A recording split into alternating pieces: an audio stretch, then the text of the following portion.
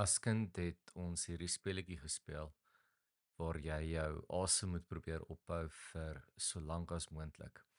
En die laaste een wat nog sy asem inhou is dan nou die wenner. Daar is mense wat so baie van hierdie speletjie hou dat hulle sommer besluit het om 'n sport daarvan te maak. Freediving is 'n sport waar mense probeer om so diep as moontlik af te duik in die see in en weer op te kom tot bo met slegs een asemteug. Jy kan een keer inasem en dan moet jy jou asem ophou en so diep en so ver as moontlik afswem in die see in en dan weer opkom sonder dat jy uitpaas, sonder dat jy doodgaan. Geen suurstofbottels nie, net een asemteug.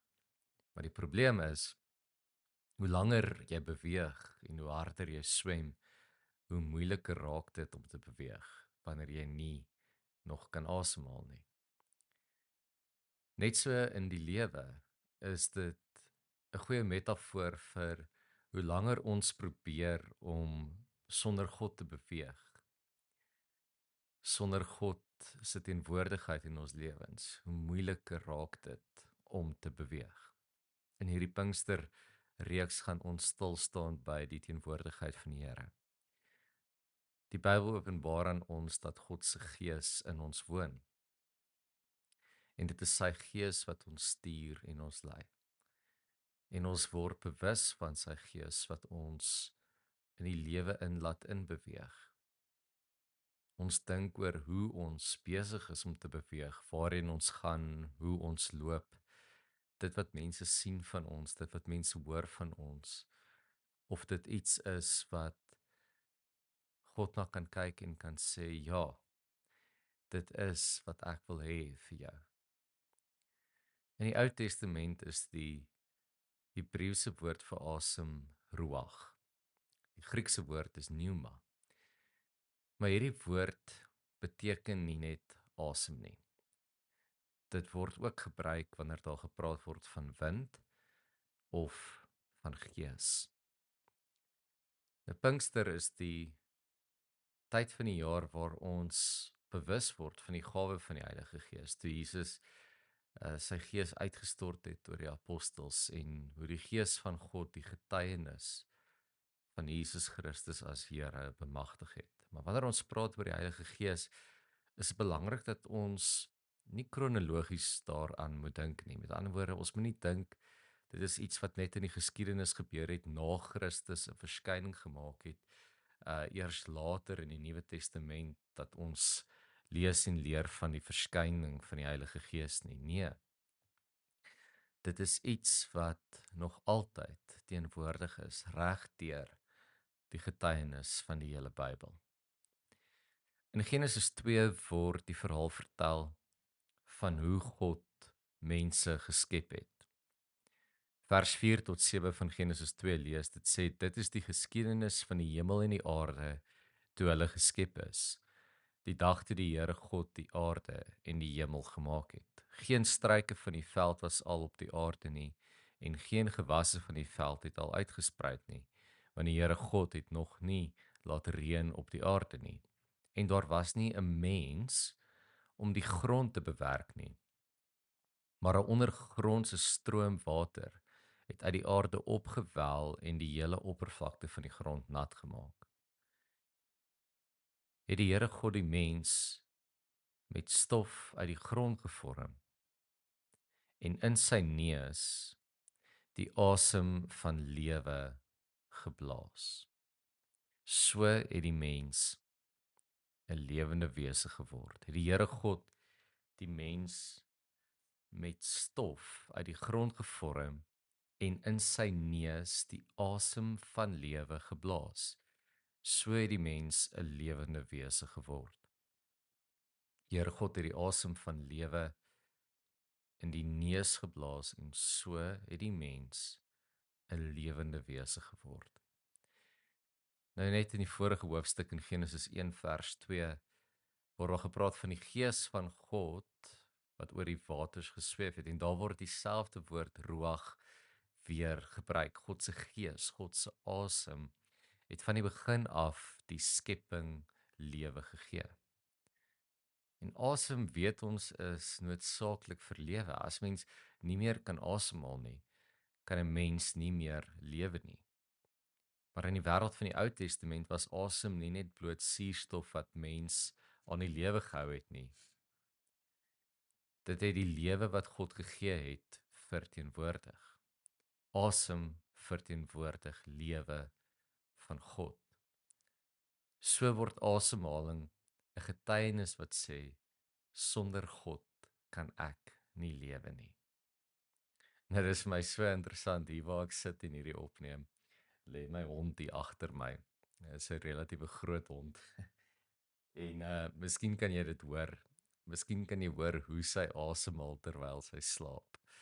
En dit is vir my so oulik, sy het so begin droom en dan begin sy vinniger asemhaal en soos wat dit wat sy droom nou in haar gedagtes gebeur. En so ook is haar asemhaling die in en die uitasem ook 'n teken van haar lewe, van haar lewendig wees. En hierdie gedeelte uit Genesis herinner ons dat asemhaling is nie net iets wat ons as mense aan die gang hou nie. Dit is iets wat die hele skepping onderhou. Dink net in watter toestand die wêreld sou gewees het as daar nie genoeg suurstof was nie.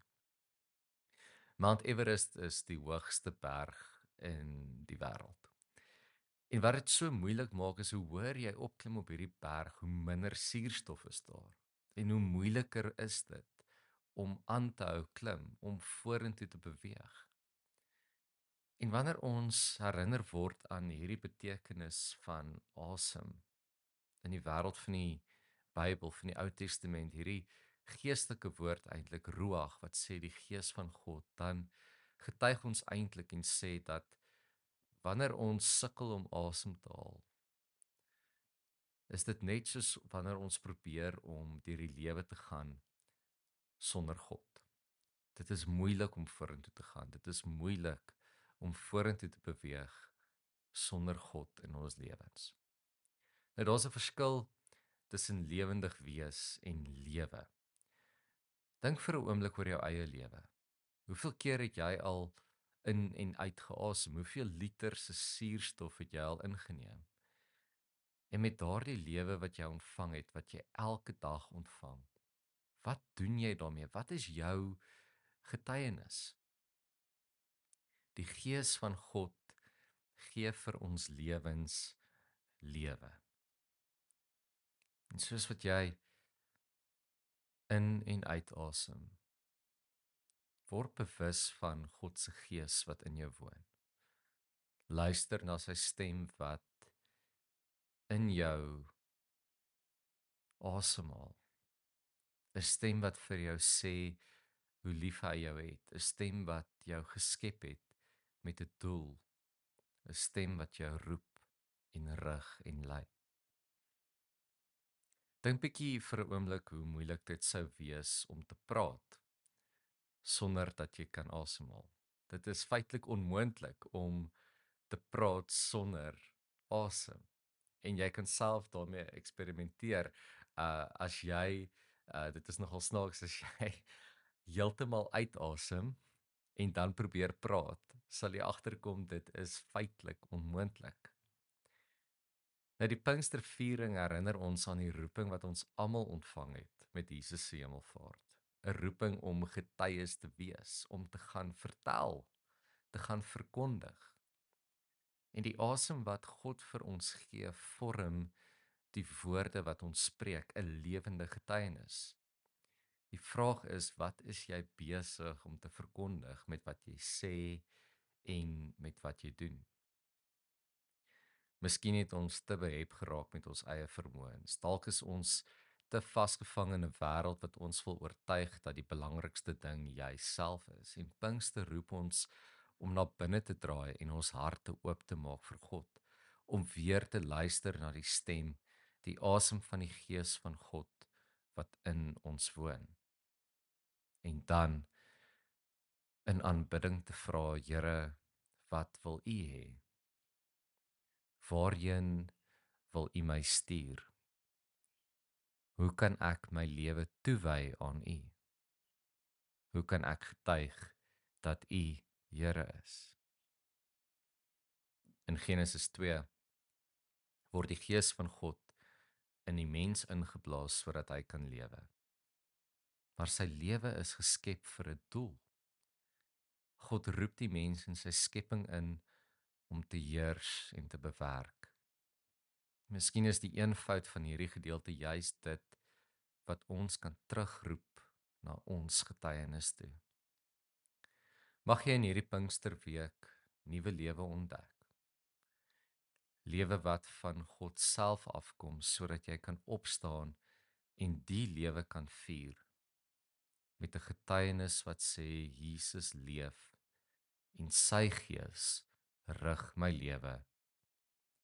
Hier is ek, Here. Ek luister na U stem. Amen.